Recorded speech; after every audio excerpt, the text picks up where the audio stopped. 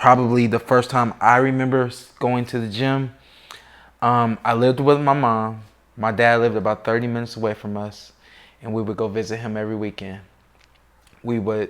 She would stop at fast food restaurant. We get food. We go to him, and my dad would be at the boxing gym. So the drop off was at the gym, and normally he'd just come out and get us, bring us in, sit us down. And I remember going to the gym one day. We had Taco Bell. I'll never forget this. He says, "Put the food down." And my dad laid out some rules. Rule number 1, no more food in the gym. I don't want you guys coming in here with any more food. Rule number 2, you're not allowed to sit down. You got to get in the mirror and do your floor work. And I remember being 4 years old. It was before I had turned 5. At that early age, he had us, myself and my brothers, in the mirror doing the basics and the fundamentals of boxing. And I was just showing a kid those fundamentals and those basics yesterday. And I told that kid at 4 years old is when I started that. And I did it until I retired from boxing. So. Are you from a boxing family? Did Well, you fight? you talk about a boxing family, it was just my dad. My dad was the fighter in the family. He did it as an amateur when he was a kid, before he was a teenager, and then he got into it again when he was an adult. But by the time he was an adult, he had myself and my other 2 brothers, and so it was how much time can you really commit and be focused on boxing. So my dad very quickly became a boxing coach. He started coaching me. I was 4 years old. My dad has had tons of experiences as both a fighter and a trainer. Yeah, it's not the same being a fighter or being a trainer. Yeah, right? Yeah, I think so. I do. I think that it definitely serves a coach better to have been a fighter first before being a trainer. I don't think that those are the best trainers or the only trainers that are good, but I definitely think that it helps. Yeah, maybe sometimes there may be a risk of him transferring his style to the pupils, right? Sure. Yeah. I mean, take a look at me. I'm pretty sure that most people expect that whoever I teach or show, or whoever I give my knowledge to, they assume that I'm going to teach that fighter how to be very aggressive and how to be very relentless. Those are 2 of the things I'm really known for as it pertains to boxing. So, but I think that the best coaches are the coaches that know multiple styles and can teach multiple styles. Yeah. You know, you have some coaches out there that will not work with southpaws. Mm-hmm. That coach wasn't a southpaw. That coach just doesn't like working with fighters who are left-handed or fighters who like to work with their right hand first, you know? So I think the best coaches are the well-rounded coaches who maybe had experiences with one style but can teach multiple. Yeah, exactly. Yeah. And you just said style. Yeah. Boxing is a sport of styles. Yeah. I mean, everybody sees muscle strength and I don't know, but a smaller guy can come with a better style or not even better. Yeah. A style that is against his opponent, who may look stronger, and still defeat him. We see it in the NBA. We see 6-foot guys, 6'2" guys going up against 6'7", 6'9", 6'10" guys, 7-foot guys, and sometimes those 6-footers, they get the best of those bigger guys because they have more moves, because they have a style that can beat the bigger guy, you know? So that, I think, is what makes boxing extremely special, is because, again, like on that analogy with basketball, you've got 5 other guys or 4 other guys you can pass the ball to. You create a play. That play leads to the bucket. With boxing, you see tall versus short, and you may think it may go one way, and that short guy shows up and has so much more, and that style depends on, you know, whoever wins depends on who has the better style. Yeah. Well, and going back to the kid, for you as a kid, what kept you in boxing when you could be playing in the streets with your friends? My dad kept me in boxing. Yeah. Were you against it? I mean, I came home, I wanted to do homework, and then I wanted to run right down the street and play football. I mean, that was my life. And when I got a little bit older and we started to compete and things like that, 8, 9 years old, my dad is like, hey, you got to hit the bag. You got to do your jog around the block and all those things. And it was like, I mean, I can do that, but I'd rather go down the street and play football, you know? So I skipped a lot of workouts. If my dad wasn't around, yeah, I skipped a lot of workouts and played football instead. The thing I think as I got older, what really started to happen was you learned that if you weren't busy, that you could be in trouble. And so it was almost like the boxing became like the safe haven. It became the way to stay out of trouble. Not for me because I'm not a troublemaker, but you just learn from others. And it's like, yeah, I think I'd rather be in the gym than out there in the streets and getting into trouble, you know? Yeah. Yeah. Yeah, I mean, people have, and this, everybody has the energy. I think boxing is the best sport to getting the kids out of the street. Yeah. To channel that energy into the bags, into the... Something about boxing. It's something about boxing. I mean, think about it. Boxing has no season. Basketball season is through the winter into the spring, and then you can go down the street and play basketball at the city rec if you want to. You can go down the street and play at the city park if you want to. But if not, you have so many other avenues and things that you can get into.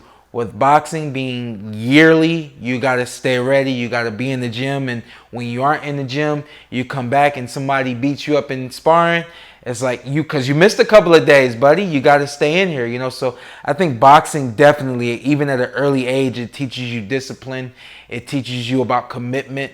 It teaches you how to sacrifice. It teaches you about, you know, everything. I think other sports give it to you, but it kind of gives it to you in doses. Where boxing, it's like all the time, you know? Yeah. For you, that discipline, was it hard? It's a sacrifice. It's kind of, it's like, it was hard, but at the same time, it was like, my dad was there and there was no ifs, ands, or buts, you know? So yeah, the sacrifices are hard. If you're able to make those sacrifices as a child, as a preteen, once you get into your teenage years and your adulthood, you kind of know how to handle it. You know what I mean? So I preach to the young kids to get into the amateur system and stay in the amateur system because I think that's where those skills are developed. You know? Yeah. Well, you know, back in the old days, you hardly saw any father in the corner of a fighter. Yeah. Especially in this era, there's more and more. Is there a pressure having your father? Does a father push you more? You know, to. I think everybody's different, and I'll talk about my experience specifically, and then just kind of like the broader side of what I see. My dad did this sport when he was like 9 or 10 years old until he was like 12 or 13. He got out of it for a long time. Then he came back to it in his early 20s. By the time he was in his early 20s, he had 3 kids that had to go to the gym with him. He didn't want those kids sitting down, so he put those kids in the mirror and had them training. My dad lived this sport. Therefore, he could extend this sport to myself and to my brothers. And that's how my dad and I were able to grow in this sport together and be as successful as we were as a team in the professional game, where you don't see that happen very often. But the other side of that is you have a lot of fathers who love the sport. They go on and have kids, and then once they realize that their kids are old enough to compete, they throw their kids into it. Do this. It's not do you want to, it's not try this, it's do this. But the dad is a fan. The dad was not a competitor. The dad was not a coach. The dad was not given instruction by someone else who was certified or could give that instruction. A lot of dads out there are learning from YouTube. A lot of dads out there are learning on the job of watching a fight on fight night and then going to the gym the next day trying to show their son what they learned on TV. That's not how it's done. And that's what happens when you see a lot of fathers in the ring with their sons. Their sons aren't doing well. The father does not know how to stop it because the father has not been taught and trained on what to see and how to acknowledge what needs to be done in that moment. That's really what that's my personal perspective of what I think happens in terms of a father and a son, and when they reach a moment where a fight goes the wrong way or is going the wrong way, that father just doesn't have the experience to do what needs to be done. Exactly. Yeah. Yeah. That has been the concern of Mauricio. Yeah, I know. WBC. I know. Because you know. And so my dad was like, "Hey, did you see Mauricio's talking about not letting me in your corner?" My dad took it real personal. I said, "Dad, don't worry about that, man. It's got nothing to do with us. We've been successful. He's seen the success. We have nothing to worry about." But Mauricio, for very good reason, has concerns. Here's the thing: instead of being concerned about the father being in the corner with the son, let's do what we need to do, what it takes to make sure that the fathers are qualified to be there. Exactly. I just talked to a kid last night. He's 17 years old. He has a coach. His coach can't travel, so his dad travels with him and coaches him in the corner at fights. I said, "Well, your dad's not at training all the time, is he?" "No, he's not. Your dad can't be there when you go up against the number one guy at the Nationals. Your dad's not equipped to do it." So if your dad or if your coach can't go with you, you need to make sure that there's another coach on site who's qualified to be in the corner with you. Your dad doesn't know how to do it. You got to know how it's done, you know? Yeah. At home, we all feel protected by our parents. Sure. Do you feel that protection also in the ring? All the time. Yeah. All the time. And I didn't understand it for a long time. We'd be out in public and I'd look around and lock eyes. My dad's looking at me. Why are you looking at me? Watch the movie. Why are you looking at me? Watch the fight. Why are you looking at me? Watch the basketball game that we came to see. Took me a long time. So one day I told my dad, I said, "Why are you always looking at me?" He said, "I can't help it. It's just who I am. I have to make sure you're okay." And once I realized that it's almost like I have security with me at all times, I didn't care so much that he was looking at me or watching me, because I understood what that was. We always feel protected at home. And then if we're able to take that protection with us, yeah, I always felt protected, even in the ring. I always felt protected, yeah. Yeah, that's crucial. Yeah. Because there's, also, you have a team, you have behind you, they tell you, they instruct you, they prepare you. Yeah. But once the bell rings, you're alone. It's all on you. It's all on you. It's all you. You have to solve everything. And I don't know if you feel. Is there like a lonely feeling or something like that? There never was for me. No? There never was for me. I played football, and when I got into high school, it was the first time it ever happened to me. In high school we got 4 or 5 different coaches. You got the offensive line coach, the defensive lines coach, you got the running back coach, there's so many coaches. And before the first game, when I'm in high school, every coach is walking up to me telling me, "Hey, good luck, have fun out there." And my dad I grew up boxing, my dad never told me good luck, have fun out there. We went to the ring together, and I came back to the corner to him after every round. And so for the first time in my life, I have these coaches telling me, "Good luck out there. Have fun." I'm like, "Well, where the hell are you going?" They're on the sidelines, but they know that they can't go out there and do it for you. So we've coached you as best we could through the week. Yeah. Now it's up to you to go out there and have fun and do what you have to do. But with boxing, it's so one-on-one that you want to feel that someone's with you, And so my dad and I have always been able to be really, really connected, and we always felt like we were out there together, Yeah. You watch any fight of my dad, and while I'm out there doing what I'm doing, you see him. He's doing all this. He's moving with me. You know what I mean? He knows what he wants to see. He knows what he needs to see. All those different things. You'll see a lot of coaches out there. They get really invested. They start to lean in, and all of those different things is because there's a sense of being out there with you, There's a connection. There's a connection. Yeah, connection is created. There's a connection you have in boxing with your coaches that you don't have in other sports. Yeah. And I mean, and now that you mentioned fun, is boxing fun? No. At any time? No. Boxing's not fun. Talking about fun? Huh? No. Hell no. No. It's like they'd say that you don't play boxing, You don't play boxing. And so what you have to do, the kids, you have to enjoy the training. What we would do, my dad would, we would play music while we train. Most boxing gyms play music while you're training. But when we would finish training, we turn the music up a little bit higher because we don't need any more coaching. And we just get down and dance. You know what I mean? That's how we were able to implement fun into boxing. Boxing can be very hard. It can be very hard mentally, very hard emotionally, very hard physically. And the best you can think you can do through all that adversity, that toughness, is try to find out ways to make it more fun, you know?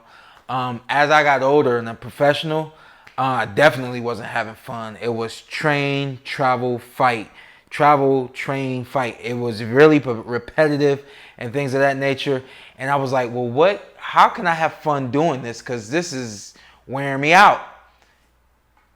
Interviews, press conferences, the weigh-in, make all that even bigger and more fun than it's ever been, because that's the only time you get to have fun. Once you get in the ring on fight night, you got to be locked and loaded. You got to be so focused that you don't really have time to have fun, you know? So you get the big knockout, you're having fun, you know? But until then, it's so tough. And so, you know, you have to be so locked in that you don't really have fun, you know? Yeah. How real is it, the confrontations at press conferences and face-offs? It's 50-50. People love the face-offs. The face-offs are for the pictures. They're for the videos. The fighters don't care about the face-off. Every now and then, doesn't happen very often, but come across a guy that you get matched up with, and that guy you heard said something about your mama. Then the face-off can get real, you know. But I would say a majority of the time, you don't really see us talking too much because there's no true animosity there. If you do see the talking, more times than not, it is real. Yeah, because a lot of people, a lot of fans, a lot of special media are starting to think and understand that it's part of a strategy, a promotional strategy. To catch attention, to sell tickets. And why not? The WWE does it. They've been making it happen. Everyone knows that isn't real. At the end of the day, we actually get in the ring and bleed for real. And I'm not saying that they don't bleed for real, but we take it there very quickly, you know. Usually, if that happens in the WWE, it's on accident, you know. But with us, it is very real, you know. So when fighters have an opportunity to poke the bear, and everyone else adjust to it, have fun with it, know that it's for the entertainment. We're trying to entertain you, you know. Let me go back to the gym and to the fun part. You know, Chiquita Gonzalez once told me that he created a bond with the equipment, the gym equipment, with the heavy bags, with the speed bags. You know, when I get to the gym, I see the speed bag is. You know, it's kind of. But when I get there, the speed bag gets happy because it knows that I got here. The speed bag is my brother. The heavy bag is my brother. I've seen that where guys like put little faces on the bags, or they put a name on the bags and all those different things. Yeah, that's what I'm talking about. You gotta mix it up because if you don't, you will get worn down. Yeah. Did you have any of that? I didn't. Nope. I trained with a Ukrainian fighter, and I'm sure you've probably seen this. The Ukrainian fighter had a headband with a bungee string on it and a tennis ball attached to the end of it. We've also seen Vasily Lomachenko with that. I liked what he was doing. I was like, hey, can I try that? I was doing it, and I got it instantly, and I went to give it back to him. He said, champ, you can have it. Now, my fun time became, as a professional fighter, let me get all the hard work out of the way, the shadow boxing and the sparring and the ab exercises and physical, all that kind of stuff. Let me get all that out of the way so I can just zone out, listen to my music, and have fun hitting this thing, you know? So, yeah, at some point, you just got to find a way to have fun. Yeah.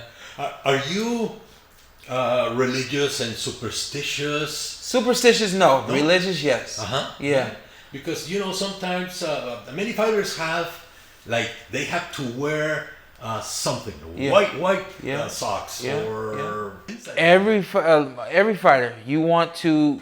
So what you want to do is whatever worked, you keep doing that. And so I really don't consider myself to be superstitious, because if I have something that works and that's what I'm going to do every single time, but for whatever reason I wasn't able to do it, I'm the kind of person where I'm like, well, forget it, didn't happen, But most fighters are like very this has to be the exact same every single time. And I personally feel like it can be dangerous to expect something to be the same every time, because the first time that it isn't, you do recognize it, and it starts to mess with you mentally. And boxing is very much a mental game. You have to be clear and in a happy place. Yeah. That is something that not many people understand. Yeah. The intelligence of a boxer. Yeah. Because we all see bunches, muscles, Yeah. But you have to be intelligent. Extremely.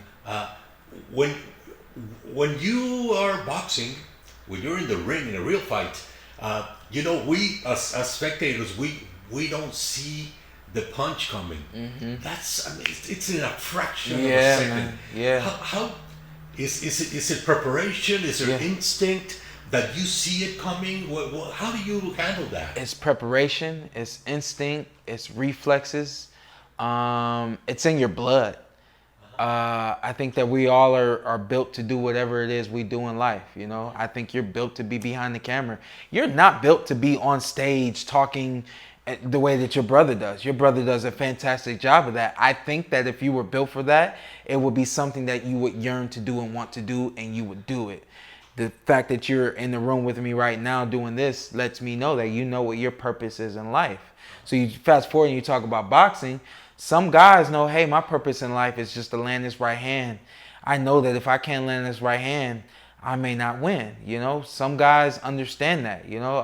Some of us have just this amazing instinctive behavior and minds and eyes. We can see things before they happen. You call it fast chess, because in chess you never see the move that person makes until they make that move. But if your mental is firing, where you can see the board, the ring, and you can see every possible move, the jab, the right hand, the slip, the footwork, the feint, all those moves, and then you can have the instinctive knowing what piece he's going to move first, which hand is going to come first, which piece I need to then move, what move I need to make, and then what piece he's going to do. That's what fast chess is. And so then when you equate that to boxing, we think very, very quickly. We notice things very, very quickly. And all of the guys who are at the top, it's not because they're just physically gifted. It's because they're mentally gifted. Yeah. Yeah. Have you ever been afraid? In the boxing ring? Yeah. I don't think I have ever been afraid. No, because fright. It's a human instinct. Yeah. We were born with it, and we're gonna die with it. Here, I'll give you an example, and I won't say any names, but before I turned pro, there were a couple fighters that were professional fighters, 154 and 147 pounds. I don't want to fight that guy. I hope he retires before I have to fight him. But when I turned pro, and every fight that I had, when it was my turn, no fear. Yeah. No fear. Yeah, it's the focus. Fear cannot be present. I think if fear is present, then you hesitate. And there's a saying, he who hesitates loses. Yeah. How much of a part does God plays in your life? Yeah. How much of it played in your boxing career? Humongous. All of it. Because my understanding, what I believe, is that I'm fast because God made me fast. I'm quick because God made me quick. I'm strong because God made me strong. I'm healthy because God made me healthy. The whole nine. I am who I am because of God. So first off, let me thank God for this opportunity. Let me have your blessing over this moment. Let me not ask for a win, but let me ask that everything that you've given me, give me that ability to use it And after the fight, I just want to be healthy and thank you. You know, so yeah, before the fight, during the fight, after the fight. Yeah. You know, we are used to asking God for everything. Do you give him something? In return? The give that I always try to give back was always just to let everyone know, like, hey, I'm here because of God. I'm not here because this is what I chose to do. I'm here because this is what I feel I'm led to do. You know, every fight I would come out to gospel music. To me, that was my testimony to everyone in the stadium, everyone watching on TV, that I'm here because of the presence of God in me, giving me the opportunity to entertain you all and go out there and do the best I can. Yeah, you actually become a messenger, right? Sure. Part of that is very important. I think that's really the way we give back to God. I don't think we give back to God when we give to someone. I think that is the blessing He's given to us, and we're extending that blessing to someone else. I think the way we bless God is by being that messenger to everyone, that this is who I believe God is. This is what I believe God has done for me. He can do it for you too. Yeah. Do you think you are an inspiration for others? Absolutely. That's why I'm here. Yeah. That's why I'm here. I am here to be an inspiration. I'm here to be that example that no matter where you're from, no matter who you are, that whatever you put your mind to, as long as you're willing to do whatever it takes to do it, and as long as you have the right people in your life that can help you do it, you will be successful. Everyone always wants to know what the formula to success is. There really is no formula. I think the formula is vast because everyone is different. But I think the common denominators between being successful are people sacrifice. The sacrifices are what lead to success. The focus. People who are focused and not willing to deter from whatever their goals are. Those are people who are successful. It definitely takes the right wisdom. Wisdom comes from the people that are around you. I think that the people who have the right wisdom are always going to succeed. Yeah, exactly. Yeah, totally. And that inspiration is not just in boxing, but you are inspiring people now. Now you have a new. You're still in boxing. Being a TV commentator. Yeah. Well, and you know, that's kind of the reason why I came to the WBC convention this year.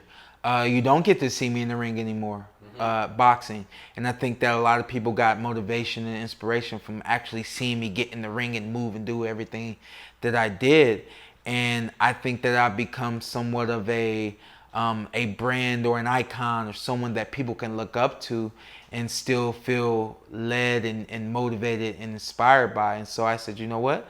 Let me go to this convention and show people that, hey, you can still receive motivation and inspiration from me even though I'm not in the ring.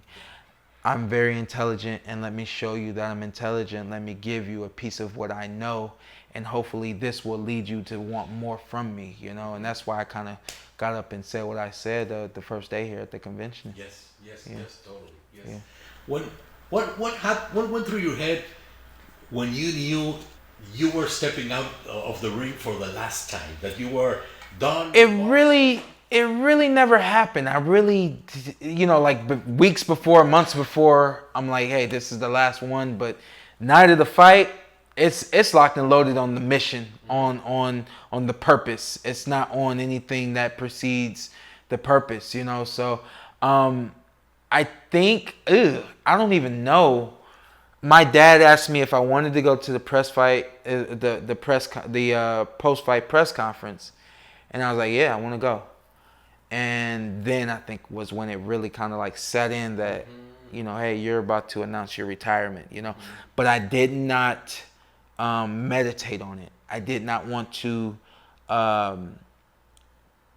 plan it so much so in my mind that it started to cloud me from other things. I knew that I was going to go to that press conference and other questions were going to come at me, and I couldn't be so focused on what I'm going to say that I wouldn't be able to respond to any questions that anyone had. So I remember when I said, this is it, I'm done, I'm retiring. I remember that there were a lot of gasps in the room, but to put the focus all on me, I remember not hesitating. And I remember feeling that it was so right. And just once it was all out, it was like a breath of fresh air. And it was deal with that, you know? Mm-hmm. And it was like I didn't have to deal with retiring. I think a lot of fighters do. Yeah. I think a lot of fighters worry about what people are going to say when they retire. I think a lot of fighters worry about what's going to happen to them when they retire in terms of finances, work, whatever the case may be. For me, sitting on that stage and having that moment, it's actually a moment I probably will, at least I don't think I'll ever forget, from at every capacity, emotionally, mentally, the whole nine, even physically, actually being there. And it's actually probably one of my favorite moments in boxing. Yeah. That's an important statement. Yeah. That tells me that you fulfilled your mission in boxing. Yeah. Uh-huh. Yeah. Yeah. I fulfilled my mission. And I had probably turning pro in 2008. I had one goal. I think by the time I retired in 2021, I had probably set and accomplished 5 or 6 goals. So I mean, you what more can you ask for? You know, when you've set to do everything you wanted to do and it's been done, why start digging into a bag to find something that's not there? Uh-huh. And that's where I'm at. Yeah. And now what's your new dream? Everything. I've had a dream for a long time. This is not a new dream, but I've had a dream for a long time to get into acting. I've wanted to get into the movie world for a long time. And I was very patient, started making some moves. Well before I retired, I think the first time I had come across my acting coach was maybe 2018. And I've been doing all of that. Right before I retired, someone had approached me about a movie. And all the way up until now, I am expected to play the lead role of this film. And so, Pepe, man, I'll tell you, like, everything I've ever said I wanted to do, I've been able to do. And everything I said I'm going to do, I am actually doing. I am like a very, very special case, I think, in this world where things just kind of happen, you know? Uh-huh. Yeah. That's part of the gifts from God. Yeah. To manifest. Yeah. And materialize. Yeah. That is something. That's the ability. That's a particle of God that we all carry. Yeah. Watching, being like in the TV world and doing the commentary and things like that, it was like, okay, how can you enhance boxing? How can you make things better? And I came to the conclusion that people watch us because they're connected to us. People don't watch us just because they like boxing. People don't watch us just because they want to see someone get knocked out. They root for us because they feel connected to us. They've watched us numerous times and they're looking forward to us being great. They're connected to our stories. They're connected to our families. They're connected to the things that we love to do because they've been exposed to them. I said, you know what? If you expose the boxing world to the amateurs, they'll be connected to these fighters much sooner and much longer, and the fan base will grow because these people have actually been connected to these kids, and they're telling other people about kids who are going to grow up and become adulthood champions and superstars. And so I've started Amateur Boxing Champions. It's a website and an app, abchamps.com. And it's solely focused on the amateur boxers and want to give people a clear view of what's coming next. Yeah, because there's no real school